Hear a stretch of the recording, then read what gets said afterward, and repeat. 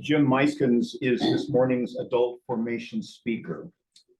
The title of his presentation is Improbable Conversations. Jim went to college as a math major, but a required philosophy course that questioned everything revealed to him a vast and wondrous world that he wanted to understand and to appreciate. He thought he could do that best by studying philosophy. Teaching philosophy appealed to him because it allowed him to introduce philosophical wisdom to others and thereby to enrich their lives. As the aim of American higher education began to shift from education for a quality of life, for responsible citizenship, as well as preparation for a good livelihood, to a narrower focus on career preparation, Jim accepted senior administrative positions to lead the effort to preserve the educational values that made American higher education the envy of the world and produced leaders who valued the truth. Jim earned a Master of Divinity degree at Princeton Theological Seminary, a PhD in philosophy at the University of Michigan. He's the author of 2 books and numerous articles in ethics and on the philosophy of religion. But always his first love has been teaching. He has served as Dean of the College of Liberal Arts and Sciences at the University of Kansas, Senior Vice Chancellor for Academic Affairs for the University System of Georgia, President of Queens College of the University of New York, and Interim President of the City University Graduate Center. But there's more to this man than this stellar resume. This week, a friend sent me an essay by the Victorian essayist Walter Bagehot, who wrote in his book, Physics and Politics, "It is the life of teachers which is catching, not their tenets." It is the life of teachers which is catching, not their tenets. Personal example is what makes the character issue so important in education, politics, and religion. Jim Meiskens is such a teacher who lives out in his life the example of character, the life in pursuit of truth that brings us all together. Jim?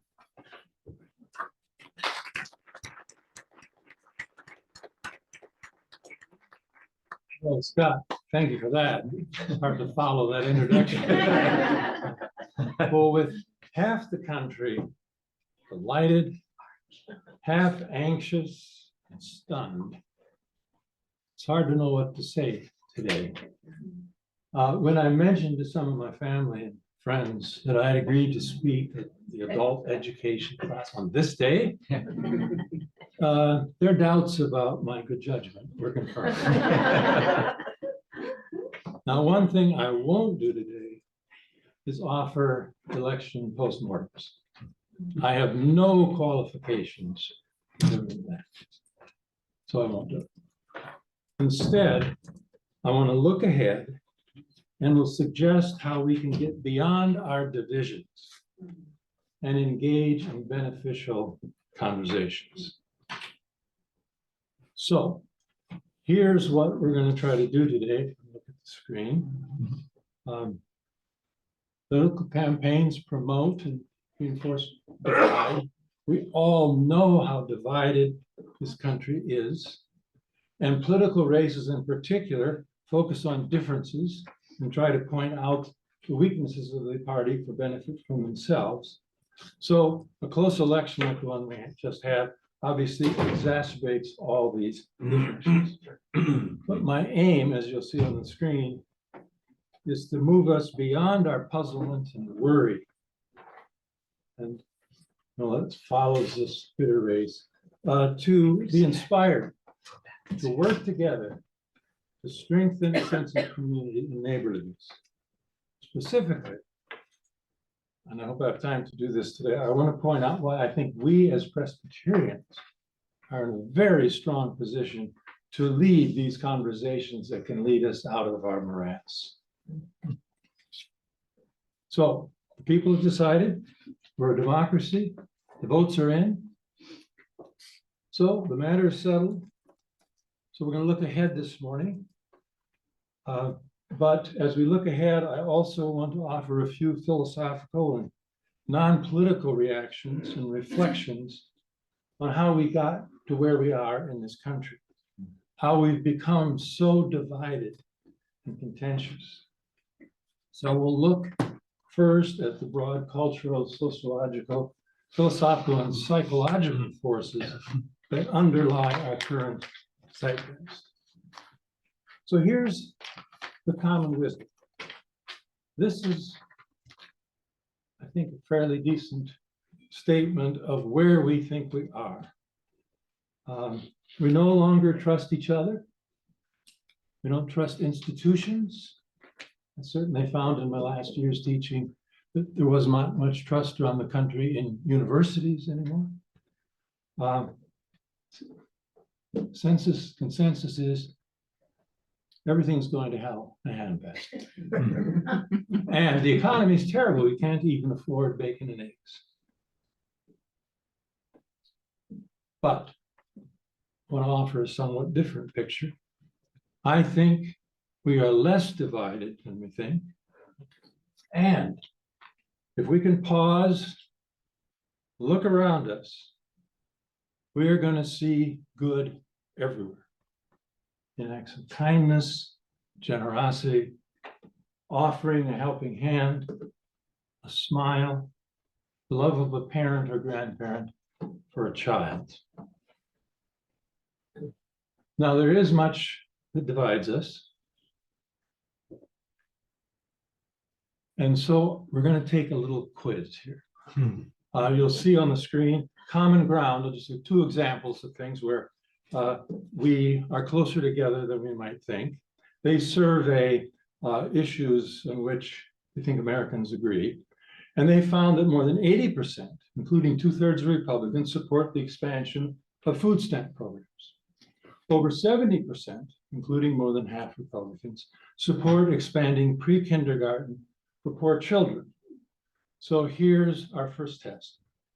Democrats think almost 35%, or at most, I should say, 35% of Republicans would agree that Americans have a responsibility to learn from our past and fix our mistakes. How many of you think that's probably about the right number? 35%. Democrats, more, less? More. Some more? Second question, and then we'll go to the answers. Republicans think as most 40% of Democrats believe that the Constitution should be preserved and respected. Is this correct? More. You're right. That is very encouraging right there. That's good. Very good. Trick question. Trick question. So I think we're ready to move on. Move from confrontation and division to conversation and neighborliness. I am convinced that there's a deep hunger in most of us for healing and for hope. We see challenges and threats that we'd like to talk about. We'd like to talk with others. We'd like to talk with them without name calling, without shouting, without belittling them or telling them they're fools for disagreeing. Recently, I participated in a very fruitful and friendly conversation that focused on the alarming rise among preteen and teen girls and isolation and depression among boys in the current America. If you look at the charts, the anxiety rate shot way, way up. And so we talked about how different it is for children today in the phone-based culture we live in now, rather than the play-based childhood that I think most of us had.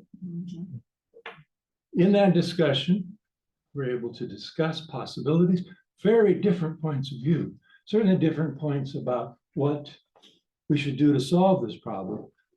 But the discussion group came up with some nice ideas. And I think if more of these discussions, and they are occurring across the country, can happen, we can make a real difference in that. So that's the kind of conversation I'm looking for us to talk to develop. But now I want to turn to the impediments to fruitful conversation.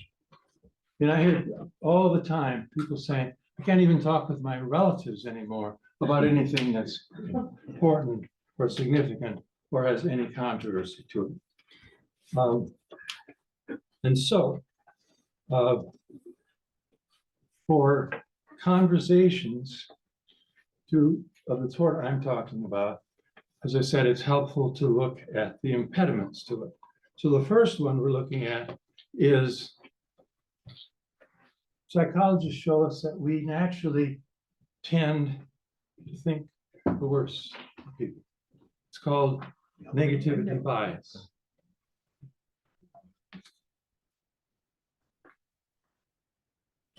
You can read on the screen what it is. Negativity bias means people pay more attention to bad things than good.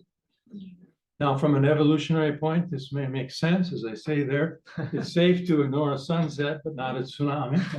That's awesome. So we do need to protect ourselves from threats. So it makes sense to remain vigilant and just for signs, but this can also lead us toward myopic tunnel vision. If you want to look at the rest of the slides, we tend to think people are less kind, generous, and caring today than they were in the past. We look back to some golden age we're going to go back to. We think that humanity is in a state of vicious decline. So another quiz. In 2009, the Toronto Star ran a social experiment. Their staff dropped 20 wallets around the city.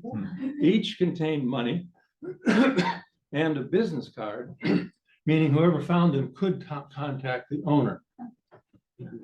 How many of the wallets were returned out of the 20? 20. Yeah. I've got 2 of them, so.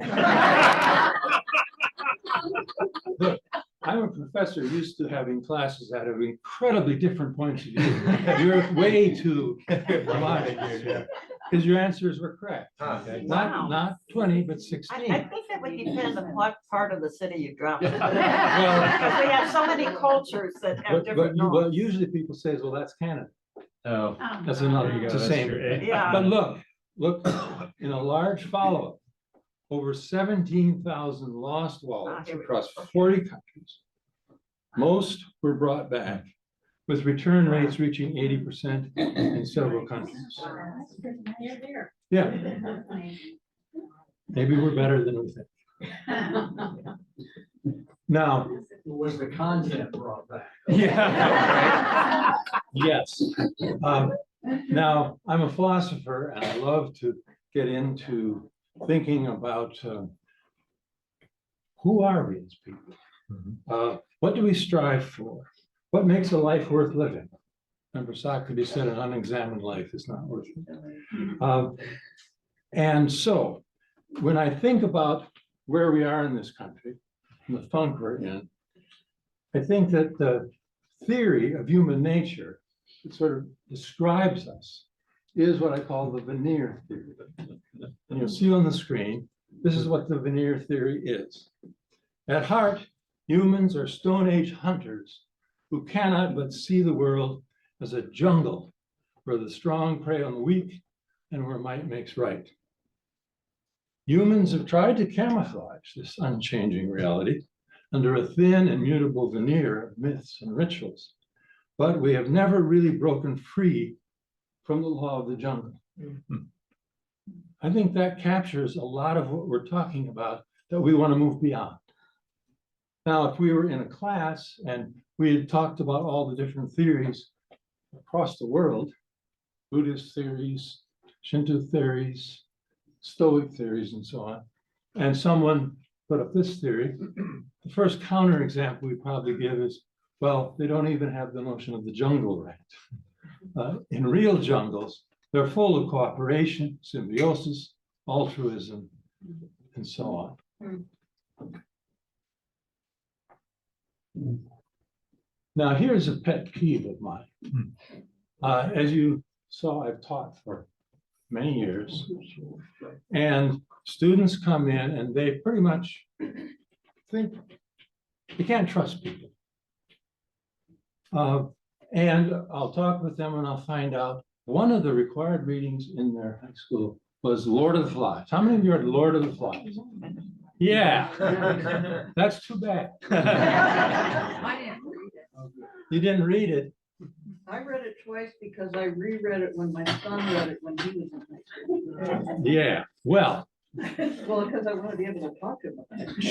sure. Well, it's actually a very powerful book. It's fiction. And William Golding, the author, as you can see on that side of the screen, is a master at portraying the darkest depth of humankind.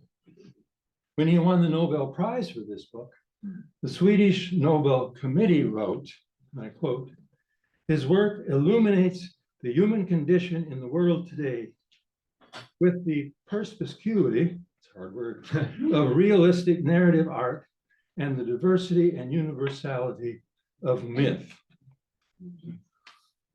Committee agreed with my student.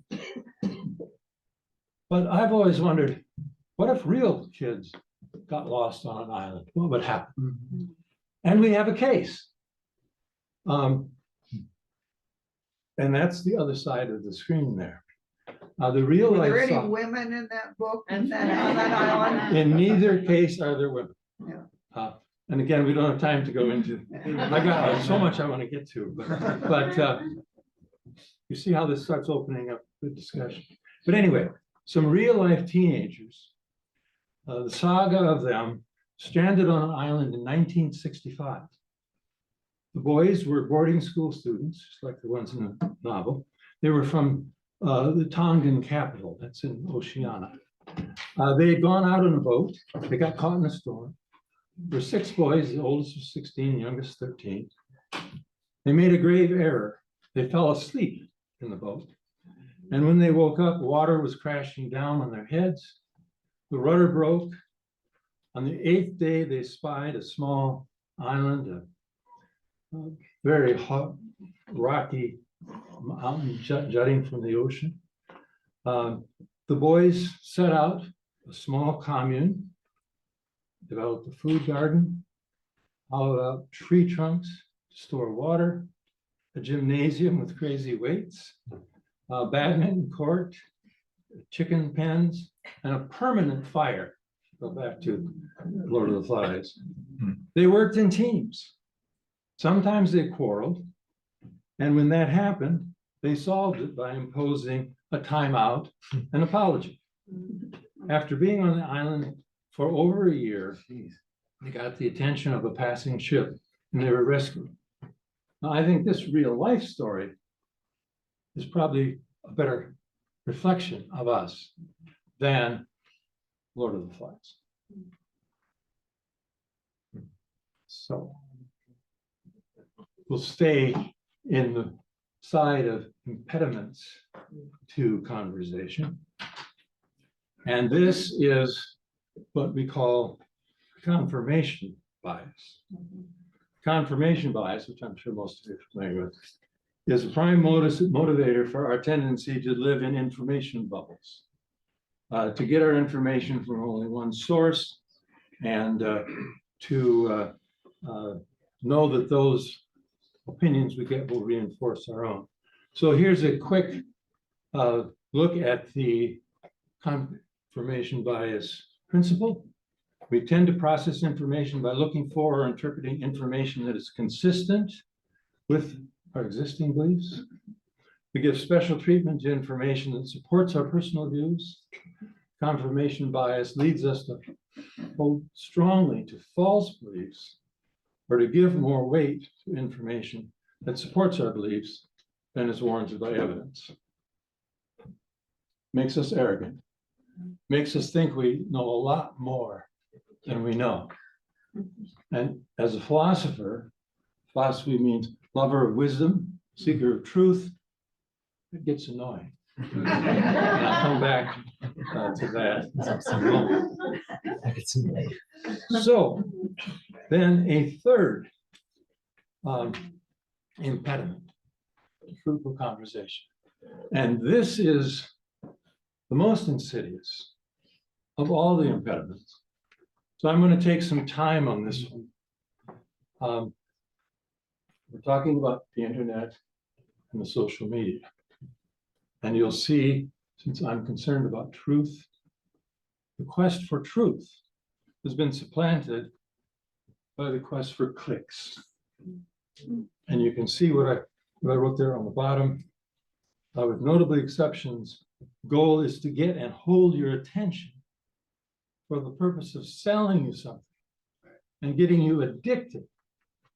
And it really is an addiction, rather than helping to gain a clear understanding of what is true. So of all the enemies out there, if you're a professor of philosophy, social media. So as that's on the screen, I want to just delve deeper into this. And I've written this out because I have to go fast. And if I don't read it, I'll go too slowly.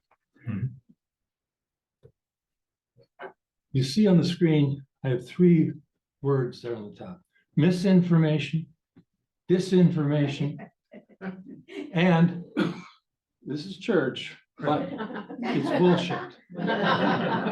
And it is now a technical term. It's technical in the literature. I'm going to talk about these 3, and you'll see what's happening with this. So misinformation is an honest mistake occurring when someone tries to represent reality but gets it wrong.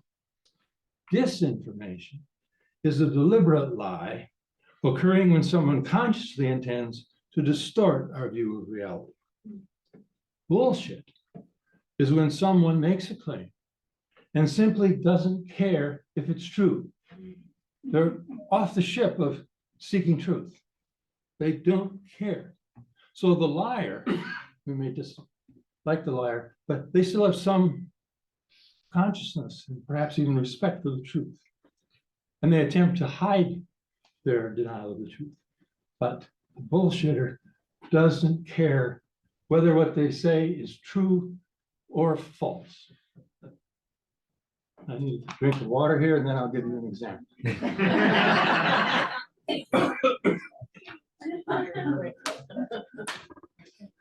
I'm on my condo board, so I'm taking an example from living in a condo. So Donald runs for a seat on the board of his condo. His platform is that he will keep condo fees as low as possible. Now he loses this race to Joe, who ran on the platform that saving money by deferring maintenance would be pound penny wise and pound foolish. Now Donald knows the election was run properly, but in an open session at the next board meeting, he makes claims that the election was rigged. He also suggests in hallway interactions, without any evidence, that it could be that Joe's pushing for these higher fees because, to complete things like the balcony repairs or garage doors and so on, because that puts him in a good position to get kickbacks from contractors. And he snidely suggests that maybe Joe's the head of a crime family. He's incompetent. And Donald's quite charismatic, and several owners, they're angry that their condo fees went up. So they sign a petition to remove Joe from the board. Now you live in that condo. Needless to say, you don't know what's really going on. You don't know who to talk to. You don't know what to trust. Trust is lost. Conversation stops. That's bullshit. Now, we've always had to cope with misinformation, with disinformation, to a far lesser degree, bullshit. But that's always been there. But it's exponentially more difficult now in the age of the internet, in the age of social media, and in the new world of AI. We call it artificial intelligence. If I were doing another talk, I would say it should be called alien intelligence. And we won't go into that because then you may get depressed again. And I'm trying to make sure you don't leave this today depressed. So, social media. I'm talking about things like X, former Twitter, Reddit, YouTube, TikTok, Instagram, Facebook. They may serve some, and they do, very beneficial ends. I use this stuff all the time. My students use it all the time. But among the ends of almost the vast majority of things on social media is not finding the truth. The lead question that editors ask is, how many people would pay to read this? It's not, what proof is there that this is true? And as you well know, the internet and its platforms, they're for-profit businesses. And as the businesses are set up, the most important thing for generating the revenue is to maximize clicks. And again, you know all this. I'm not telling you anything you don't know. If you go on the internet, you're being watched. You're being watched with the objective of keeping you engaged. I mean, I've talked to so many people who have an experience. They say they looked up something, let's say, about knee surgery, and now they get everything about that. Or if you look up a certain personality, suddenly you're bombarded. That's the internet. And there's an algorithm that's applied to your inquiries, and it is finding other similar things that will draw your attention. Because remember, we have to make money. We make money if you're online, and advertisers support you. Now, human managers provide the company's algorithms with a single overriding goal, as I just said, and that's user engagement. The algorithms reduce the multifaceted ranges of human emotions: hate, love, outrage, joy, confusion, into a single catch-all category: engagement. And through trial and error, experiments among millions of people, the YouTube algorithm, to take an example, discovers that if you follow through and keep doing this, you will drive up more engagement, more contacts, and that what really brings in the contacts is outrage. And so you look for things that end up bringing up anger, rage, and envy. Now think of it. Let's suppose that Larry has a sermon on compassion.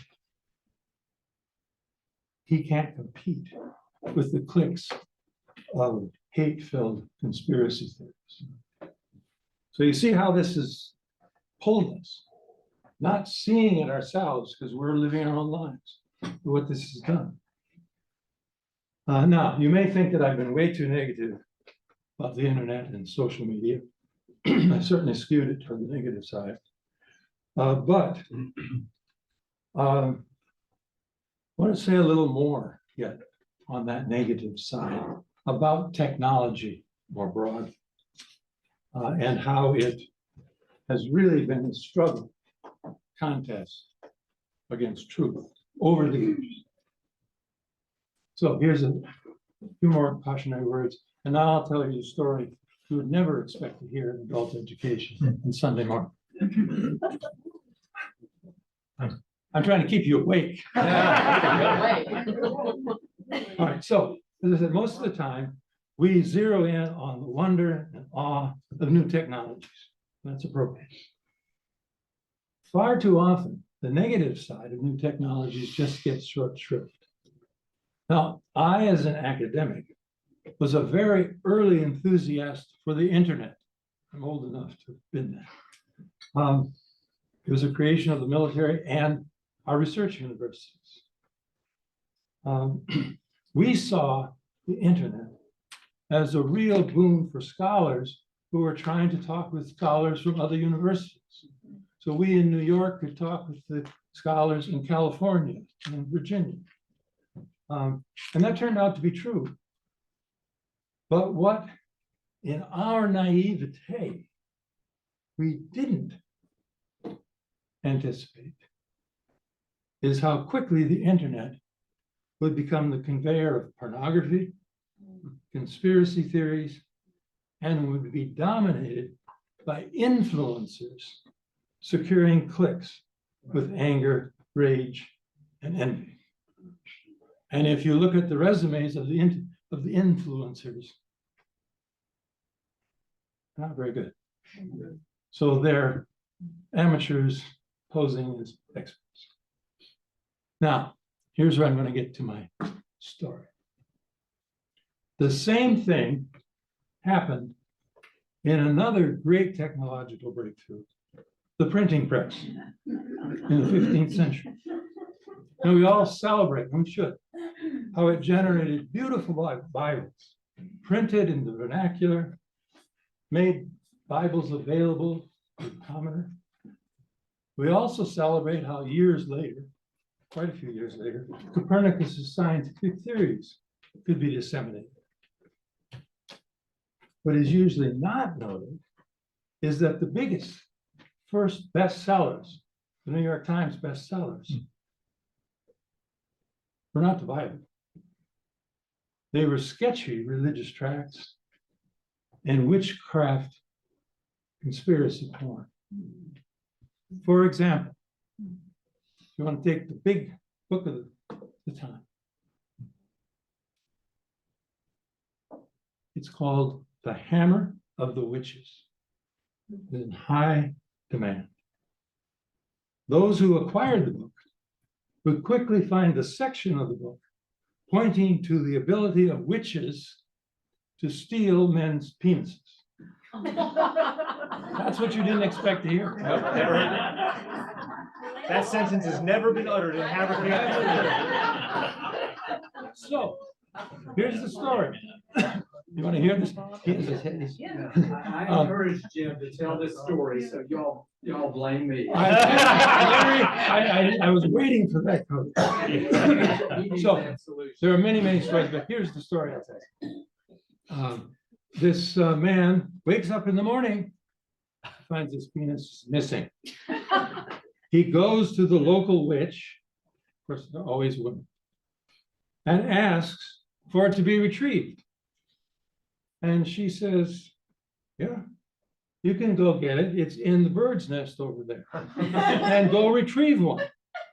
So he goes to the bird's nest, contains 6 penises. And you won't be surprised by this. He picks the biggest one. But he goes back and the witch says, no, no, no. You can't have that one. That one belongs to the parish priest. Now, I tell you that because I want us to really think before we get to the positive, which I hope I still have time for. Yeah. The difficulties of witchcraft, of course, continued. And we saw it move sometime later to Salem, Massachusetts. It's still the same elements, same misogyny, same thoughts about women, about child molestation. That's in the QAnon witchcraft conspiracy today. So some things never change. Now, quickly, now we're going to get more positive. I have to leave, and I'm very sorry. Well, Watch the recording. I've been talking about social media. Reputable news has some of these same problems. You'll see there that they can also get into the negative and it increases readership. But if we're going to have conversation, I'm going to talk about now, we have to have an independent and free press. And we are at a time in our history where the free press has never been under more attack in this country. Their business model is in shambles. Lawsuits are posed against them. And as you know, the founding fathers felt the press was so important that from their development of our Constitution, we call it the fourth estate. All right, so now to the positive. Those were impediments. They're on that side of the screen, thinking negatively and so on. You just look at those. And I'm saying we can move to the left side of the screen. Go from half empty glass to half full. Negative bias to giving others a doubt. A working, not be trying to be an influencer, but try to be a good listener. Having answers, but instead ask good questions. And instead of using anger, rage, and envy to motivate others, be empathetic, caring, and generous. So it's a new day. Put the negative behind you. Now, I've, as you heard, taught for a long time. And my first teaching experience was when I was a doctoral student at the University of Michigan. I was serving as a teaching assistant with a lot of other people, teaching freshman courses. Campus was in turmoil over the Vietnam War. It was hard for us to get students to pay any attention to what we were trying to talk about, abstract philosophical principles. Couldn't get to them. These are 18, 19. So the question was, how can we get these highly abstract principles, off-putting concepts like the principle of beneficence or do no harm or respect for persons, to be meaningful to them? We found, of course, that the students were quite interested in the moral issues involved with war. And so we began discussions with them. And they soon learned, and they had very different points of view, that to really get understanding of the issues, they needed to go to this higher level of thought. So as I went on to teach, that was my model. And over the next decades, in every freshman class, and I was asked to teach freshmen, although I was in the graduate program, I tried to find out from them, what are the controversial issues you really care about? And then as we get to know each other, find controversial issue where he thinks one thing and he thinks a very different thing. So we could have conversations about them. So I'm talking about things like just war theory. Or students often picked abortion over the years, topic I did not want to teach. There it was. Capital punishment, mandatory vaccines, when that was an issue back in California. Gun regulation, all sorts of things, all the difficult things we tend not to talk about. So we came up with 5 basic principles that would foster good communication, beneficial communication. And they're on the screen here. We'll just look at them, and then I'm going to take my time, a minute to talk about each one. And then try to show why I think we're in a great position to really be promoting and fostering these conversations. First of all, humility. You know a lot less than you think.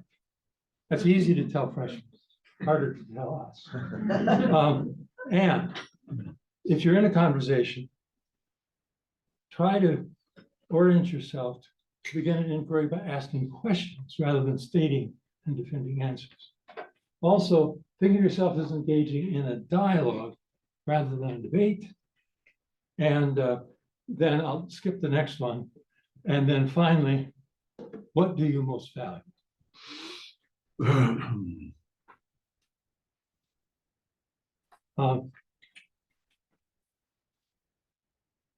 I'll skip that. You see, you may have some people who you just can't have conversations. So first, my first element, humility. We must begin with an open mind and will be open to learn from others. I won't read that quote, but I love Donald Rumsfeld, former Treasury Secretary's quote about what we don't know and what we know. And then the best way to get at a sense of how we know things, so I can go back to the ancient parable of the blind man and the elephant. You see these blind men, they're seeing part of the elephant. Now, each of their accounts yields something correct, but it's very limited information. For example, I won't read that, but if you're feeling the head, you might say it's like a round jar. If you feel the feet, you might say it's a pillar, a tail like a broom, a tusk like a spear. Then if you look instead of the social network framework for how we get information, this is how we do it. We have people, experts. We have people who, as when I was president of the Graduate Center, years and years just to learn one tiny thing. Today, we discount experts. But if you look at it this way, you'll see that you know very little. Even these people don't. You see the world as a chemist through the principles of chemistry. Now, if you think that's the whole world, then you're wrong. So you start out realizing we can benefit from everybody. We all have a piece of it, but we're all blind. The second one is beginning with questions rather than making statements. For example, let's say that we're at a school board meeting, and I'm concerned about how students with disabilities are treated.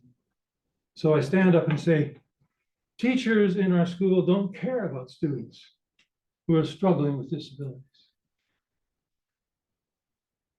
That's a conversation stop. Or I'm an accountant. I know that the school board is wasting funds on music and sports that should be going to the 3 Rs. Instead, pose questions. How are we doing to serve students who've fallen behind students? So you get the idea. I don't have time to go into that. Just want to say, one of the very successful conversation programs we had was when I was president of Queens College, and a third of our students were Jewish, a quarter of them were Muslim, and then others. We had conversations where they would get together, have to be a negotiator for the opposite side. So if you were Jewish, you became the Palestinian negotiator. And when we were in a somewhat discussion that got somewhat heated, and our guest was Elie Wiesel, who I think you all know, author of Night and the Holocaust survivor, made a statement that's really stuck with me. Questions unite. We're seeking together. Answers divide. They tend to cut off. And so many conversations fail simply because we start with a statement. And if you do that, say in the seminars we did with Jewish and Palestinian students, each one would say something to the other person that was completely false. Because in their schools, if the issue was the origin of Israel, they had a very different point of view. So the third is, and I'll try to go quickly here, is dialogue, not debate.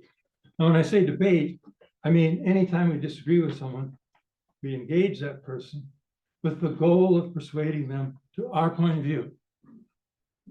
We may want to do that, but instead, in contrast, dialogue, the goal is to understand one another. So my goal is to understand you and have you understand me. Likewise, your goal is to understand and be understood. So the purpose of dialogue is not to come to consensus and agreement, but to more deeply understand the differences between us, listen and be heard, and work together on the complexities. I'm running out of time, so I'll say this fairly quickly. If you listen to, quote, debates on the news, we always have the person on this side presenting the other person's view as a straw man, as the weakest argument they can find. If a conversation is going to be successful, you ought to do what philosophers have done over the centuries. Before I criticize you, I have an obligation to state your view in a way that you can say, yes, that's my view. Now, philosophers fell into a big trap doing that. Some of you may have read Descartes. Descartes wanted to prove the skeptics were wrong, but he did such a good job of giving the skeptics arguments that almost every one of us who read Descartes say, he failed. So this is it. Then, and now we're finally in the final phase of this, not exhausted from it. If you're going to be in a conversation, you can't be an empty vessel. You have to be you. You have to be someone with values. You have to be someone who's grounded, someone who cares about things, and therefore reason. In our course, we of course have time over the course of this to look at a lot of different people who pose certain ways to live. We also have our students write their resume and write their eulogy, whether they die now or they die at 90. So they start seeing their own values, and then go back to their own families, try to understand their values, and then we try to get them to see some other value systems that really contradict that. Because if you're really going to know your values, it's important to know what you don't know or what others. So those are the principles. And now I want to tell you why I think we as Presbyterians are in a great position to be leading these conversations, not just here in church, in our community, but in even a broader way.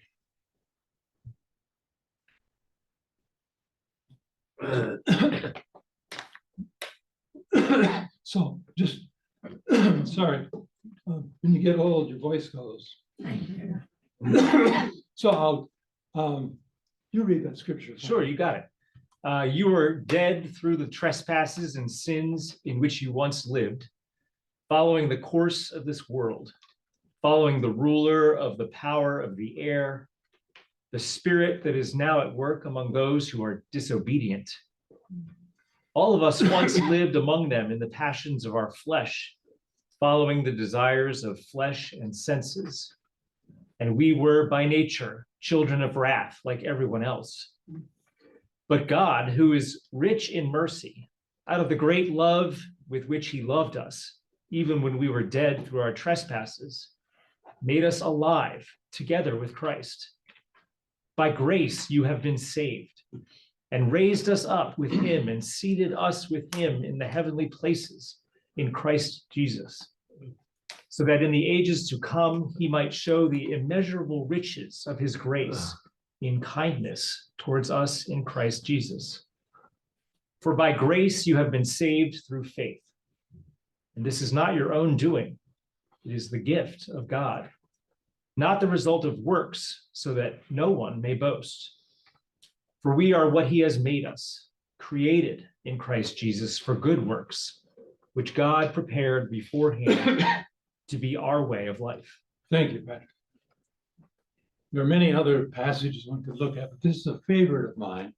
And now I'm going to quickly, way too simplistically capture what we just read there and what is the message from St. Paul. First, guilt. We all fall short. We feel inadequate. In fact, Calvin, our traditionalist Calvinist, talked about how evil we are. But the way our view of human nature is so different from the one I talked about a few minutes ago, the veneer theory is we see the evil in us, know that we were created in the image of God. So when we feel guilt, it's because we see that we could do better. We have a sense of what's higher, what's more valuable. Then grace. We all felt unworthy. We are unworthy. But even though we're undeserving, We've been accepted. Sin is forgiven. Our debts, I love the stories in the Bible of the unforgiving debtor and how we say, how could that guy, after he was forgiven a debt, not forgive the other? Because you think, if you've really been given that kind of gift, if you've been a recipient of grace, undeserved favor, the only response that makes any sense is gratitude. And so, with gratitude, we've moved beyond the rage, the anger, the envy, the vengeance that's so dominant.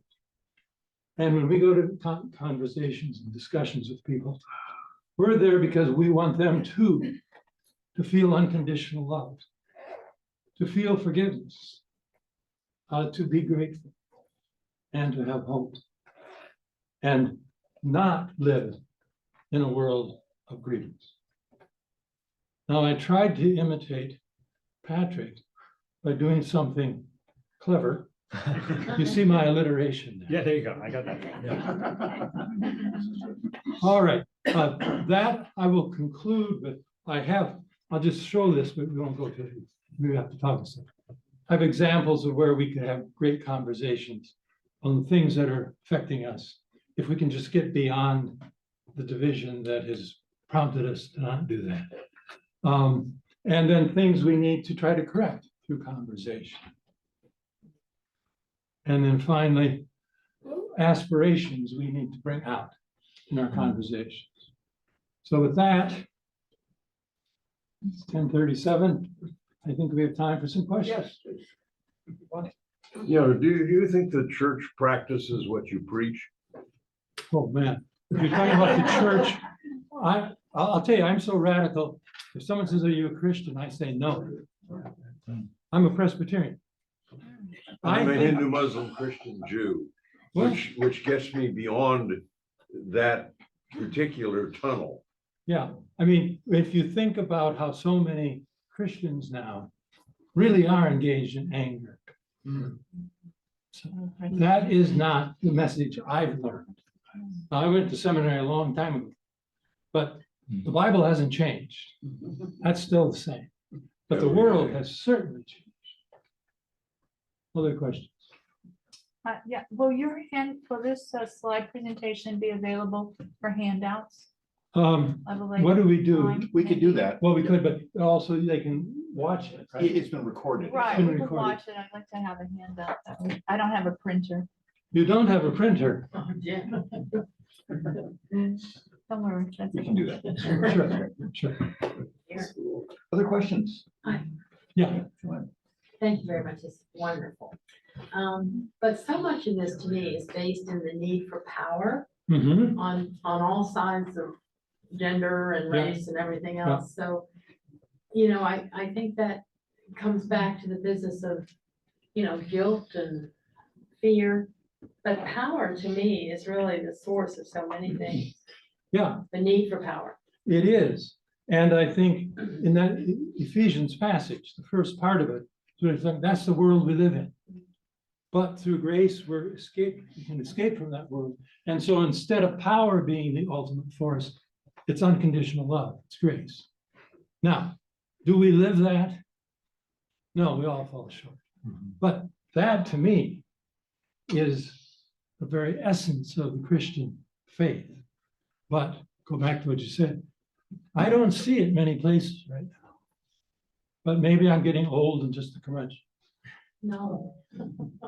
Is there anybody else? Because I don't want to jump in. No, there's- Okay, you have an emphasis on truth Yes, and a encouragement to seek questions, not answers. yes. I don't know what I mean by this, so take it as a friendly. Mhm. What is the difference between truth and answers? Well, seeking the truth we know is incredibly difficult. Yeah. And all of us philosophers over the millennia have failed. But we've said the search is worth it. Yeah. And so some people will propose this might be the answer.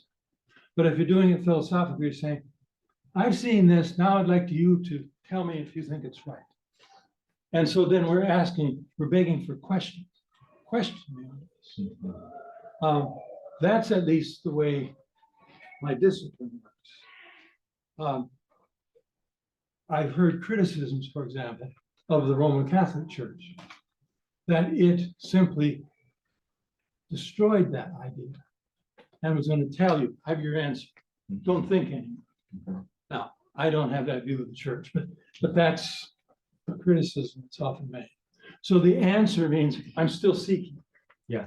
And the reason I like the blind men and the elephant is that we can all know we have just a little portion of knowledge about this incredibly awesome, vast universe.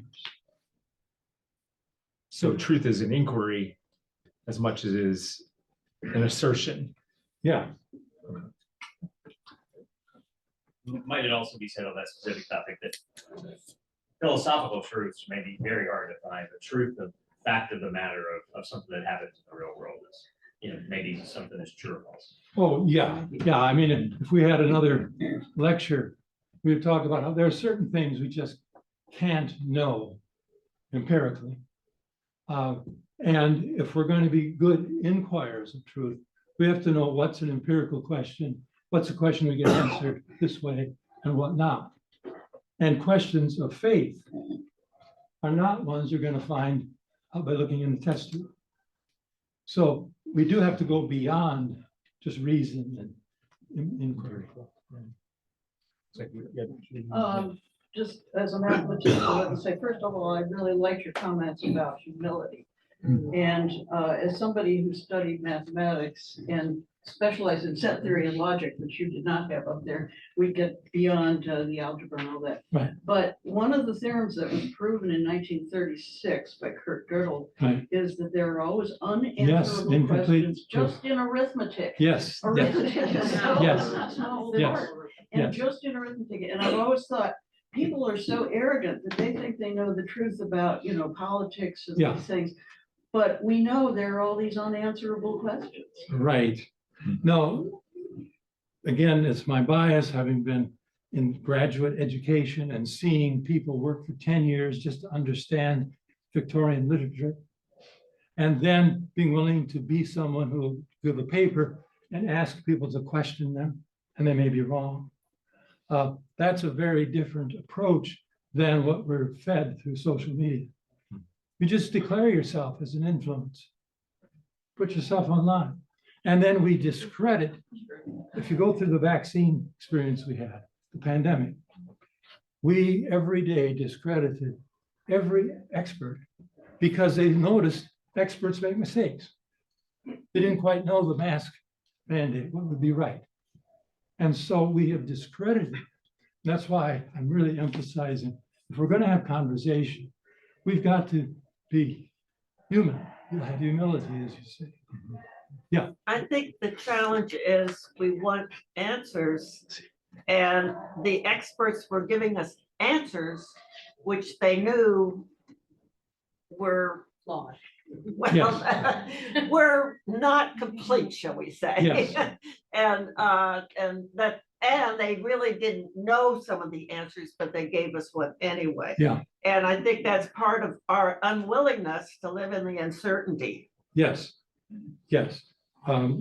Philosophers tend to love uncertainty. In fact, I was a math major, not a good math major yet, just a freshman. I saw too much certainty in math and loved the uncertainty of philosophical inquiry. Jim, thank you very much. Oh, did you report?